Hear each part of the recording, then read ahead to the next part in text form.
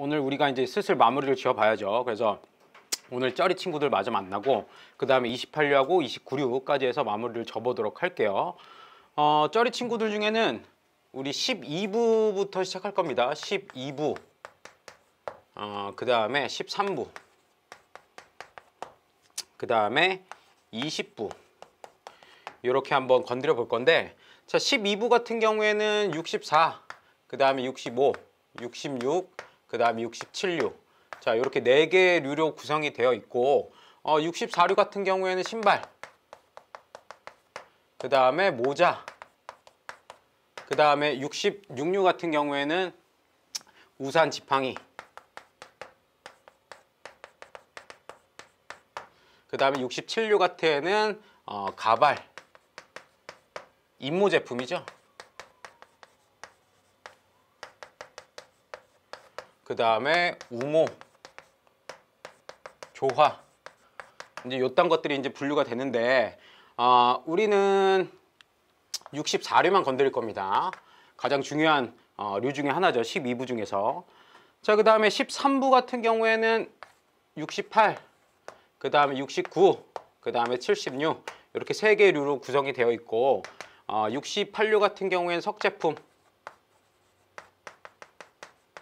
그 다음에 69류는 도자 제품,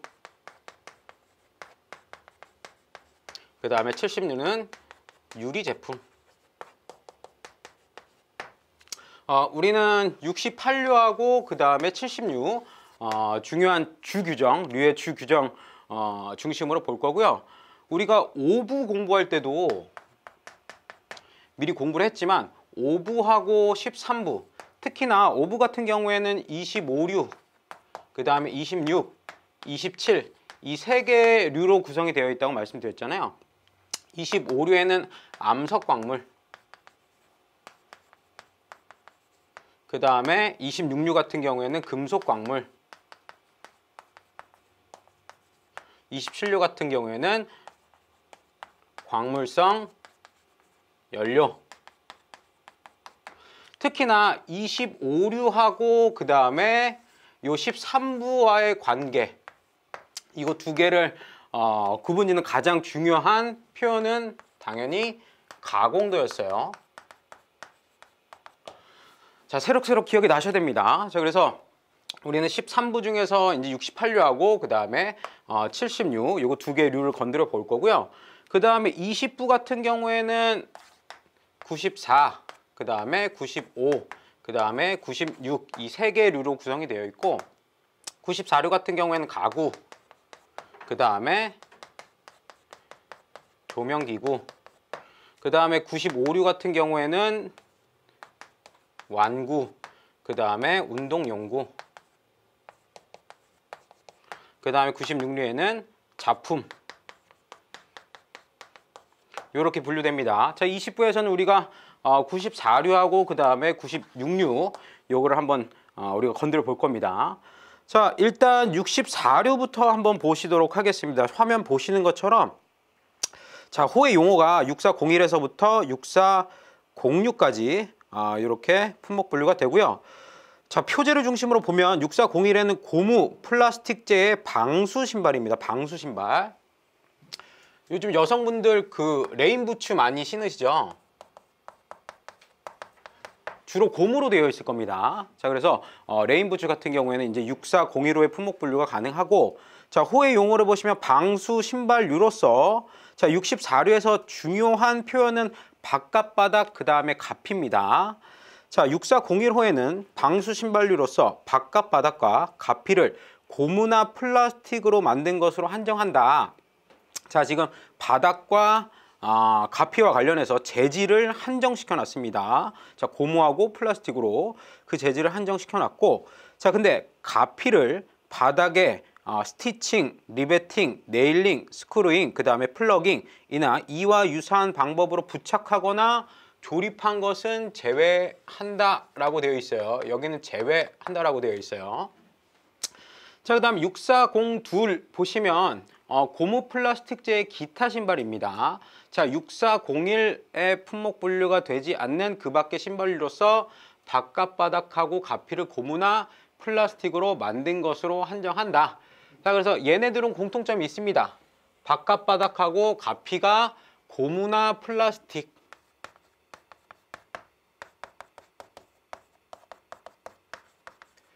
자, 이러한 신발들이 6401, 그 다음에 6402 호의 품목 분류가 되고요. 그 다음에 6403은 가죽재 가피의 신발이에요. 자, 신발류라고 해놓고 바깥바닥을 고무, 플라스틱, 가죽, 컴포지션, 레더로 만들고, 자, 지금 바깥바닥에 대한 재질, 그 다음에 가피에 대한 재질이에요. 가피를 가죽으로 만든 것으로 한정한다. 라고 해서 바깥바닥의 재질은 고무, 플라스틱, 가죽, 컴포지션, 레더, 그 다음에 가피 같은 경우에는 가죽이어야 된다. 그래야지 6403호의 품목 분류가 되는 가죽재 가피의 신발.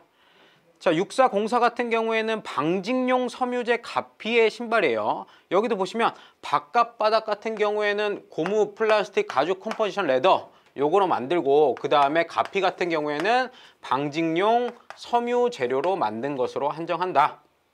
자, 그러면 6404 같은 경우에는 여기 바깥바닥에는 방직용 섬유 재질이 없습니다. 자, 6403도 마찬가지입니다. 자, 바깥바닥에 방직용 섬유 재료가 없어요. 여기 둘 다 바깥바닥에는 재료로서 섬유 재료로 된 것은 6403하고 6404에는 품목 분류가 될 수 없다는 얘기입니다. 자, 그 다음 6405를 보시면 기타의 신발로서 6401에서부터 6404에 해당하지 않는 기타의 신발류.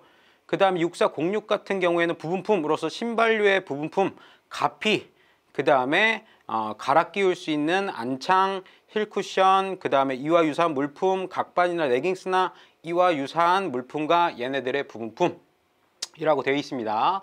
여러분들 가장 중요한 건 64류에서 바깥바닥하고 가피의 재질에 따라서 HS 코드 4단위가 즉 호가 달라지게 됩니다. 그래서 구분하셔서 기억을 하셔야 되고, 이 내용을 우리가 그림으로 한번 살펴보도록 할게요. 다음 장 보시면 아주 깜찍한 그림이 있습니다.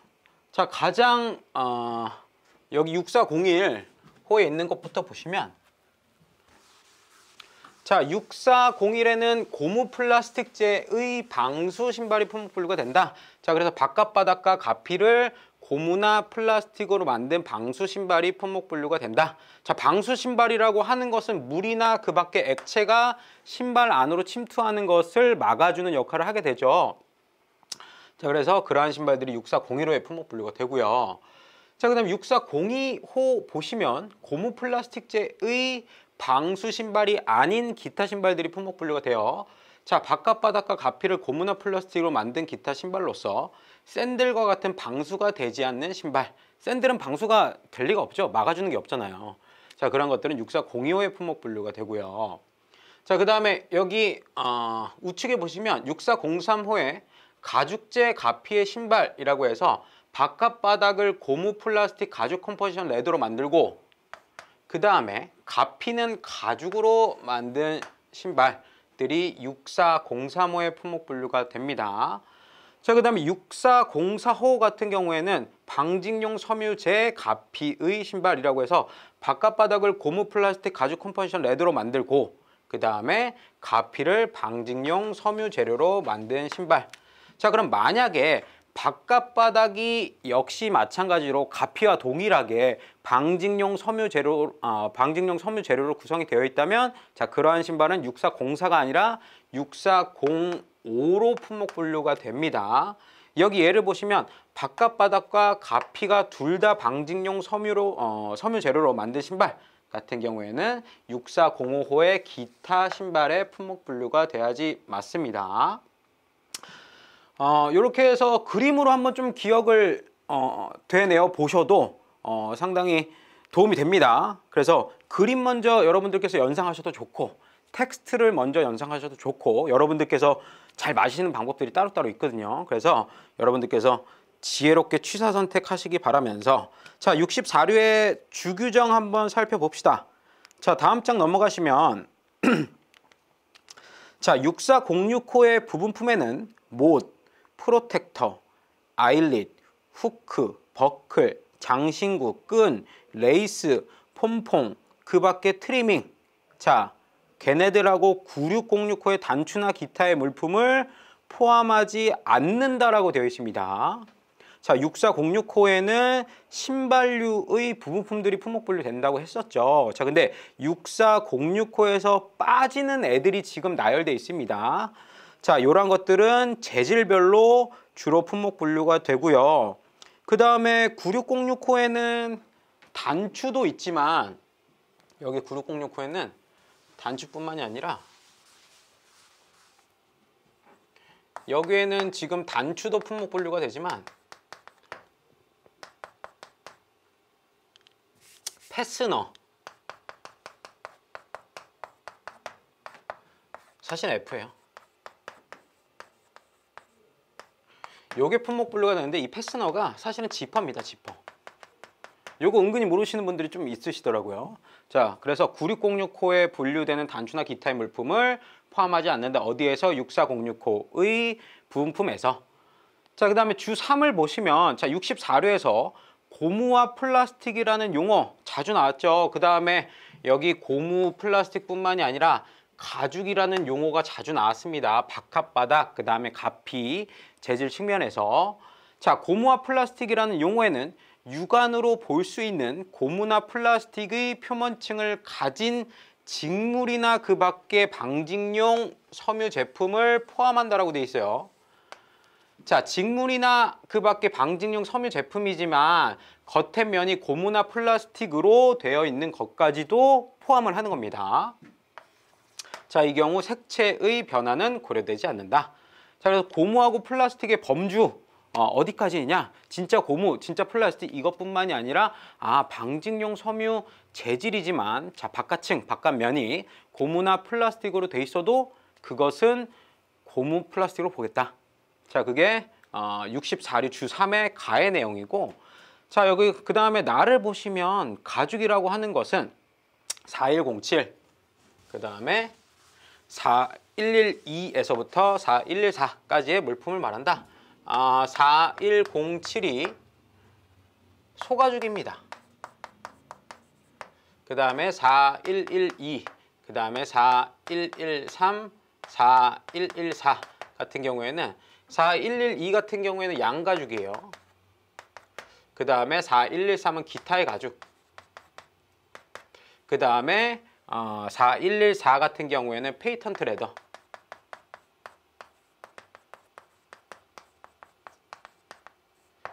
얘네들을 말하는 겁니다. 자, 60 지금 4류에서 가죽이라고 했을 때는 요 녀석들을 이야기하고 있는 것이구나. 자, 지금 재질에 관련돼 가지고 범위를 한정시켜주는 역할을 합니다. 지금 64류의 주 3 같은 경우에는.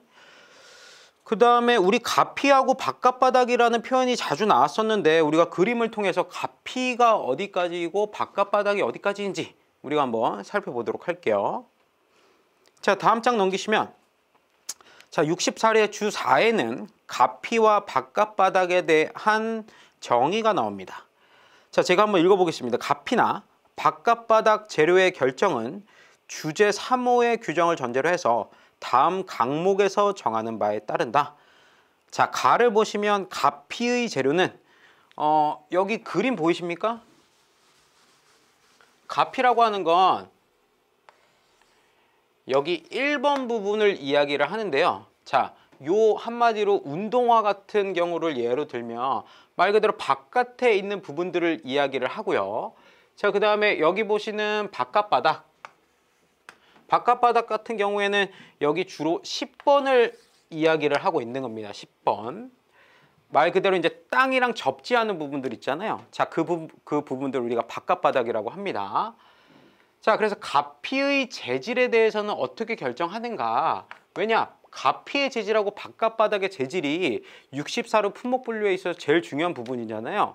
자, 근데 가피에도 여러 가지 재질이 들어가 있을 수가 있고 바깥바닥에도 여러 가지 재질이 들어가 있을 수 있으니까 자, 그랬을 때는 우리가 어떻게 재질을 구별하느냐? 자, 그 기준이 분명히 있어야 됩니다. 자, 그 역할을 하는 게 지금 64회 주 4의 내용이에요. 자, 과목부터 보시면 자, 가피의 재료는 외부 표면적이 가장 넓은 면의 재료에 따라서 결정된다. 자, 외부 표면적이 가죽이 가장 넓다면 그거는 가죽의 가피다. 자, 그 다음에 외부 표면적이 방직용 섬유 재료가 가장 넓다면 그것은 방직용 섬유 재료의 가피다. 이렇게 본다라는 겁니다. 자, 외부 표면적이 가장 넓은 면의 구성 재료에 따라 결정된다. 자, 그 다음에 대가로 안에 앵클 패치, 그 다음에 엣징, 장식품, 버클, 탭, 아일리 스테이 혹은 이와 유사한 부착물 등의 부속품과 보강제는 재료 결정할 때 우리가 고려하지 않는다. 자, 그 다음에 바깥바닥의 재료는 어떻게 정하는 거 하니 접지하는, 그러니까 땅과 맞닿는 외부 표면적이 가장 넓은 면의 구성 재료에 따라서 결정됐다. 자, 플라스틱의 접지하는 외부 표면적이 가장 넓다면 자, 바깥바닥의 재료는 플라스틱이 되겠죠. 자, 그 다음에 대가로 안에 스파이크, 그 다음에 바, 못, 프로텍터, 이와 유사한 부착물의 부속품과 보강제는 역시나 마찬가지로 바깥바닥의 재료 결정할 때 고려하지 않는다.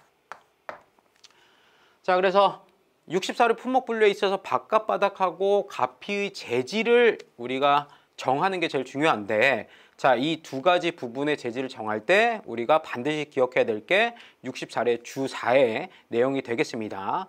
그 다음에 바깥바닥하고 가피 쪽에 붙어있는 뭐 부속물이라든지 자, 그런 것들은 재질을 결정하는 데에 우리가 고려할 필요가 없다.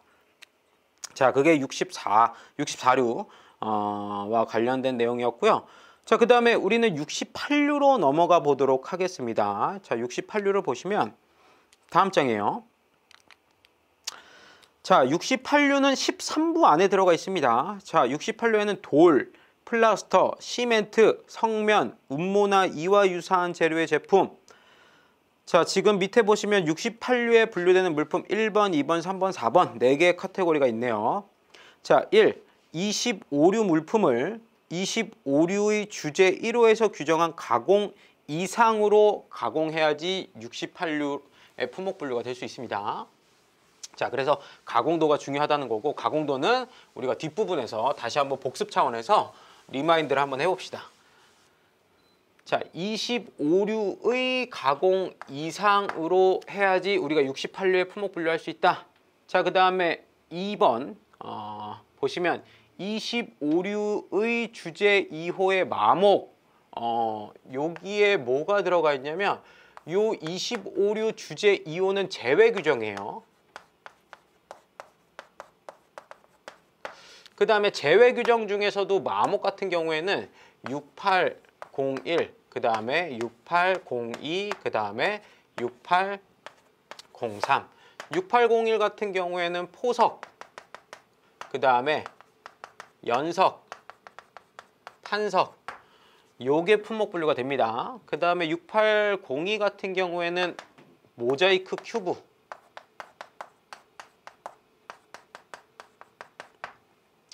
그 다음에 6803 같은 경우에는 슬레이트가 품목 분류가 되는데요.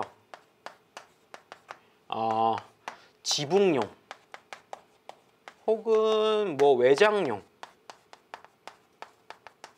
자, 이러한 용도들의 슬레이트가 품목 분류가 되는 게 6803입니다. 자, 그래서 25류에서 규정한 제외 품목 중에서도 지금 마목 규정에 해당하는 것들, 자, 당연히 얘네들 같은 경우에는 25류가 아니라 68류의 품목 분류가 돼야 되겠죠.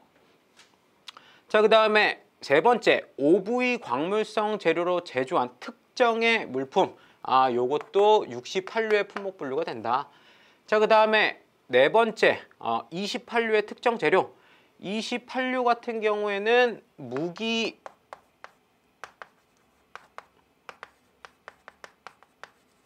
혹은 무기 화학품, 요런 것들이 이제 품목 분류가 되는데, 28류의 특정 재료, 28류의 특정 재료로서 인조의 연마제가 있는데, 이러한 것들로 제조한 물품, 자, 지금 1번에서부터 4번 카테고리에 해당하는 것들이 대표적으로 68류의 품목 분류가 되는 애들입니다. 자, 우리 가공 도에 대해서 한번 알아보기 위해서 다음 장 넘어가 보시면,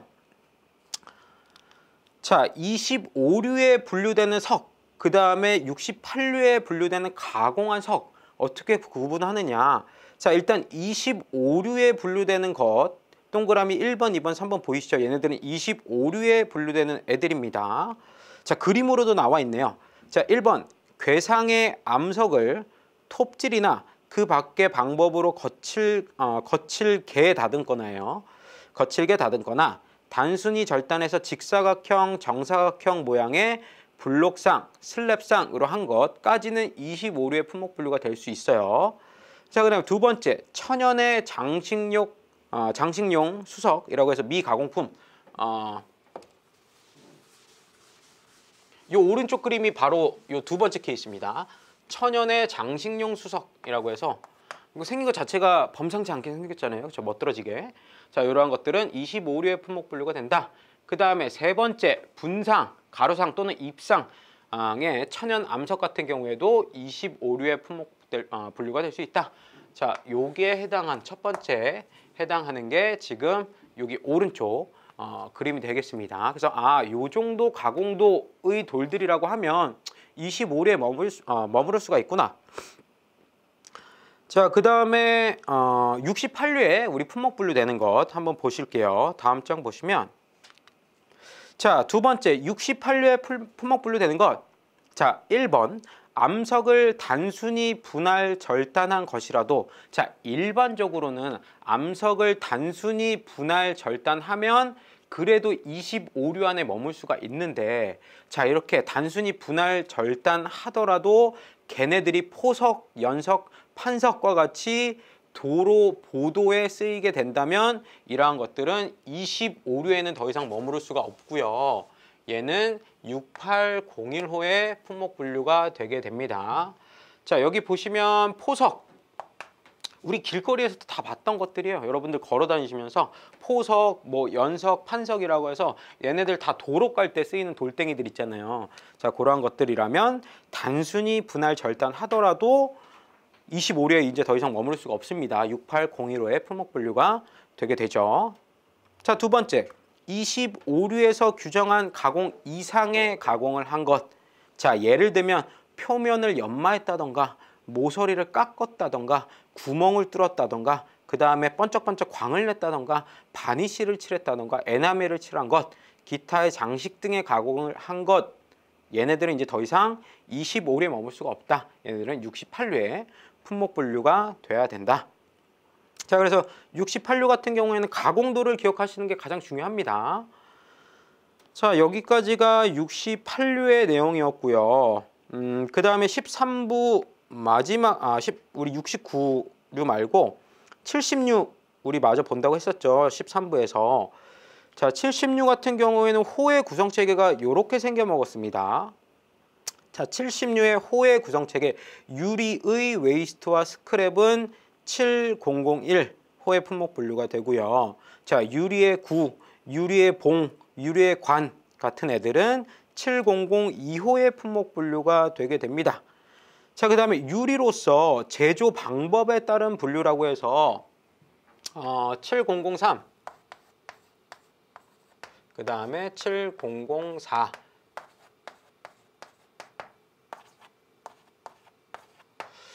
자, 7003 같은 경우에는 얘네들은 말 그대로 제조를 어떠한 방식에 했는지에 따라서 HS 코드가 달라지는 애들이거든요. 자, 7003 같은 경우에는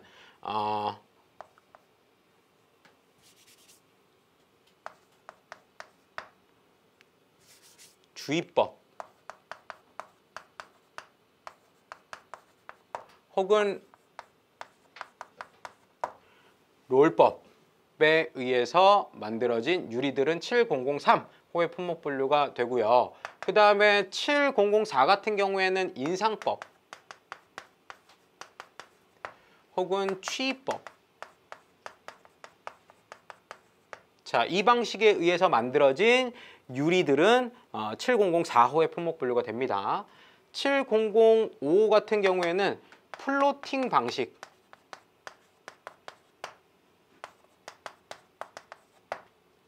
이 플로팅이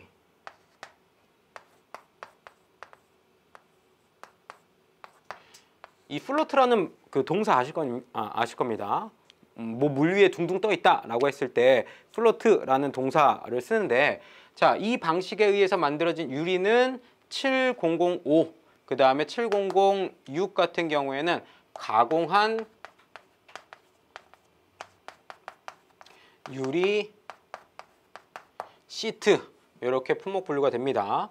자, 그 다음에 3, 4, 5 가지고 형상에 의해서 나눠본다면, 자, 얘네들에 대해서 형상으로 나눠보면 형상 혹은 모양. 자, 7003 같은 경우에는 시트상, 그 다음에 또 프로파일상, 자, 그 다음에 얘네 둘 같은 경우에는 시트상으로 한정합니다. 자, 이렇게 7003, 4, 5 같은 경우에는 어떠한 방식으로 만들었느냐, 그 다음에 걔네들의 모양은 어떠하느냐에 따라서 이렇게 4단위가 됩니다.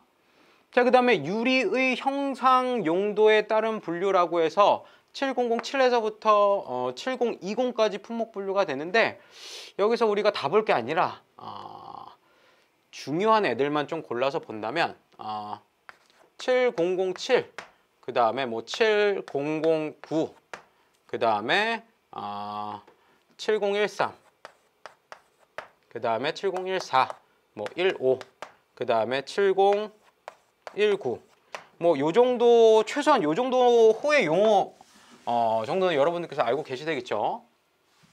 자, 보면 7007 같은 경우에는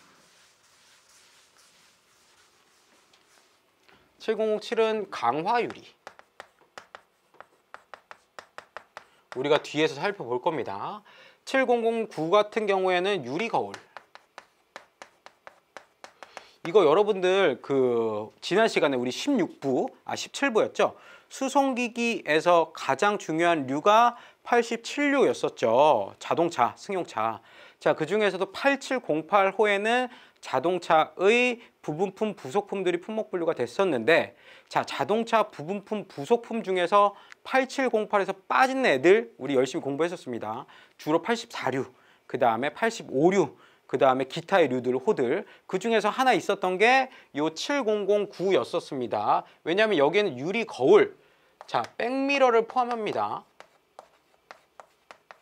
백미러를 포함한 유리 거울이 7009호의 품목 분류가 됐었는데, 자, 이 유리 거울 혹은 백미러, 얘를 광학적으로 가공했다면 이때는 더 이상 70류에 머물 수가 없고 90류의 품목 분류가 되게 됐었죠. 자, 그 다음에 70135 같은 경우에는 뭐가 품목 분류가 됐었냐면 일단 이거부터 봅시다. 7019 같은 경우에는 관련 주 규정이 있습니다. 얘는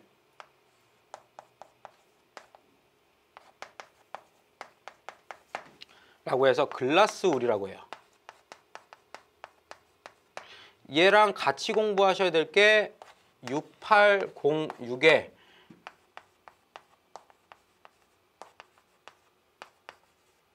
자, 광물성 섬유라고 해서 얘를 뭐 슬래그 울,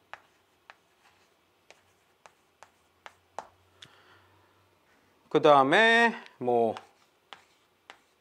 락울, 이렇게도 부르기도 합니다. 자, 그래서 요거 서로 가로지르는 구분점이 있습니다. 그거 주규정에서 우리가 한번 살펴보기로 하고, 그 다음에 70135 같은 경우에는 뭐가 품목 분류가 됐었냐면 유리재의 식탁용품 혹은 주방용품, 그 다음에 사무용품, 이런 것들이 품목 분류가 됐었습니다.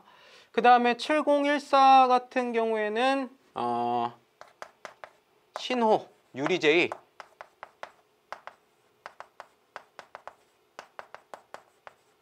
이러한 것들이 이제 품목 분류가 됐었고요.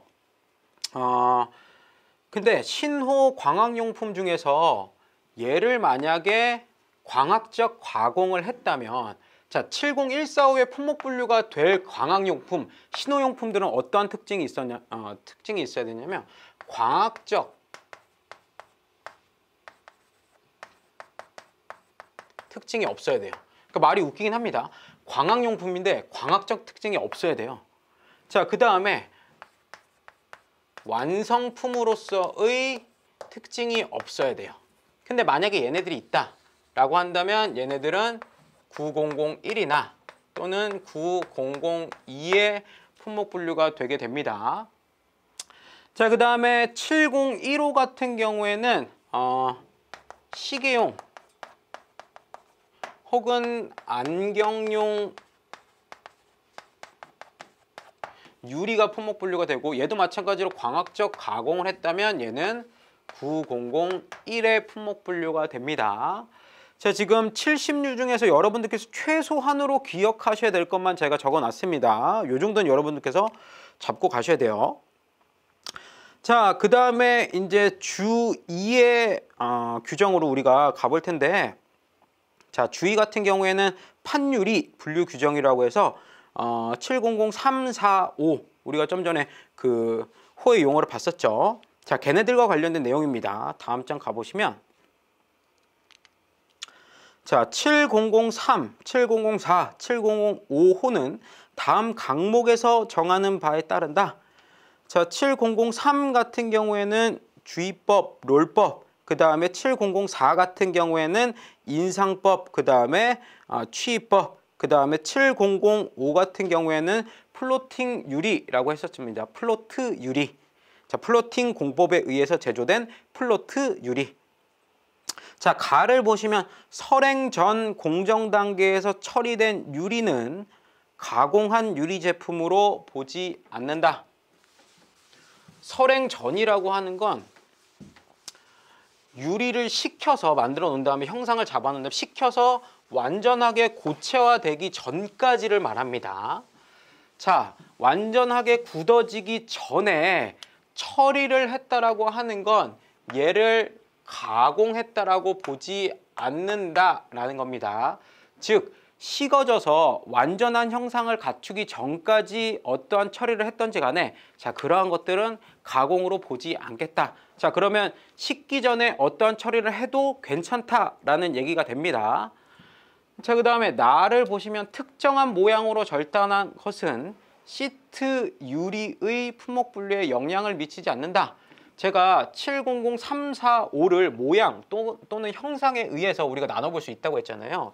자, 얘는 시트상 혹은 프로파일,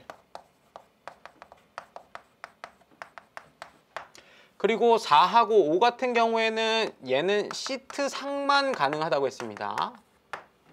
자, 그래서 요 시트라는 용어가 공통적으로 나왔기 때문에, 자, 요 나목 표현이 나온 거예요. 자, 특정한 모양으로 절단하는 것은 시트 유리 품목 분류에 영향을 미치지 아니한다. 어쨌든 시트이기만 하면 된다. 얘가 별 모양이 됐든 동그란 모양이 됐든 어쨌든 시트상인 게 중요한 거다.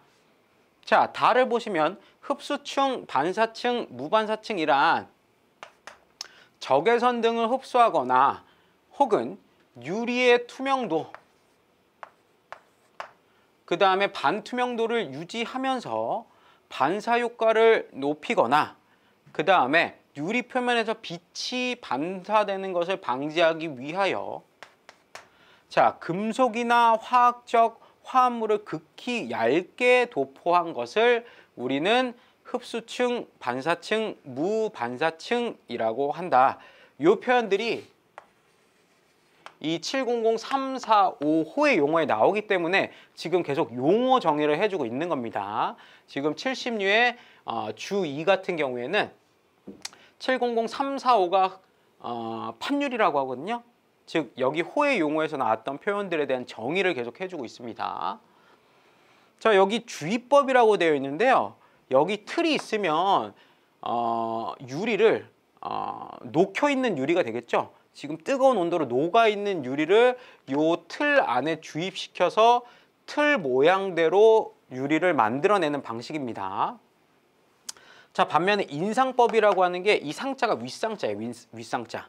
한마디로 인자가 당기는 건데 위로 끌어당기는 겁니다. 자, 이렇게 유리 소재들이 이렇게 있으면 이것도 마찬가지로 뜨거운 녹아버린 유리, 얘네들을 인상법에 의해서 쭉 끌어당기면 이러한 형상대로 유리가 만들어지는 방식이고요. 그 다음에 플로팅 공법이라고 하는 건 둥둥 떠다니는 게 플로트라는 동사라고 말씀드렸죠. 여기에 이제 둥둥 떠다니는 유리를 자, 일정 틀을 지나가게 해서 유리 형상을 만드는 방식을 플로팅 공법이라고 합니다. 자, 이렇게 3, 4, 5 같은 경우에는 제조 방법에 의해서 4단위 호가 달라지게 된다.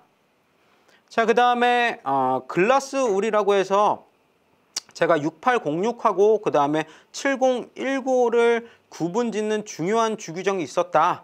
자, 그게 주4입니다. 글라스 울의 정의라고 해서 한번 살펴봅시다. 자, 보시면 70류의 주4입니다. 자, 글라스 울의 정의라고 해서 7019에는 글라스 울을 품목 분류하고 글라스 울은 가목하고 나목에 해당되어야 한다. 가목하고 나목의 조건을 충족시켜야 한다.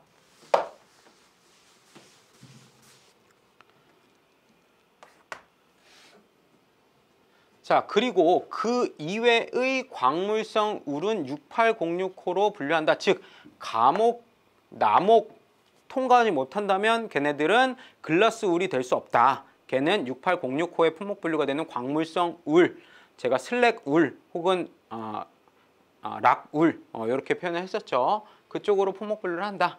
자, 과목 보시면 실리카 함유량이 전중량의 60% 이상인 광물성 울이 글라스 울이라고 합니다.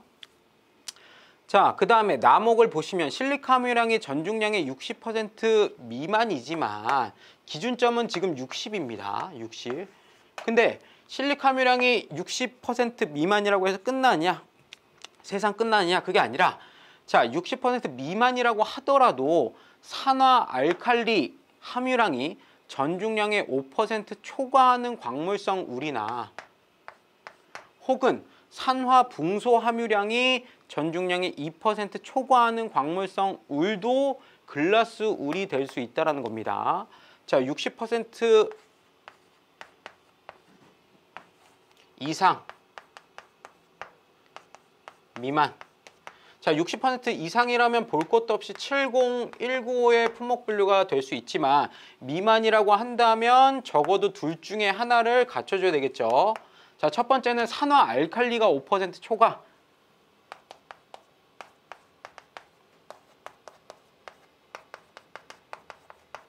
아니면 60% 미만이라고 했을 땐 두 번째 산화 붕소. 얘는 2% 초과되어야 한다. 그래야지 얘네들도 마찬가지로 70195의 품목 분류가 될 수 있고 여기에 합격점에 도달하지 못했다. 그러면 68065의 광물성 울로 품목 분류가 된다. 자, 우리 7007에는 강화 유리가 품목 분류가 된다고 말씀드렸고 강화 유리뿐만이 아니라 접합 유리도 포함이 됩니다. 자, 우리 호의 용어 한번 봅시다. 7007과 관련된. 자, 보시면 7007에는 강화 유리, 그 다음에 접합 유리라고 해서 여기 위에 두 개 있는 게 이게 강화 유리고요. 여기 밑에 있는 두 개가 접합 유리입니다. 일단 생김새를 통해서 얘네들이 어떠한 애들이구나 라는 걸 한번 우리가 유추할 수가 있겠죠. 자, 첫 번째 강화 유리라고 하는 건 영어로는 터픈드라고 하는데 이건 아시죠? 터프하다. 그럴 때 쓰는 그 터프입니다. 이 터프는 강화다라는 동사라는 뜻이 있어요. 이드니까 강화된 이렇게 수동의 의미가 있잖아요.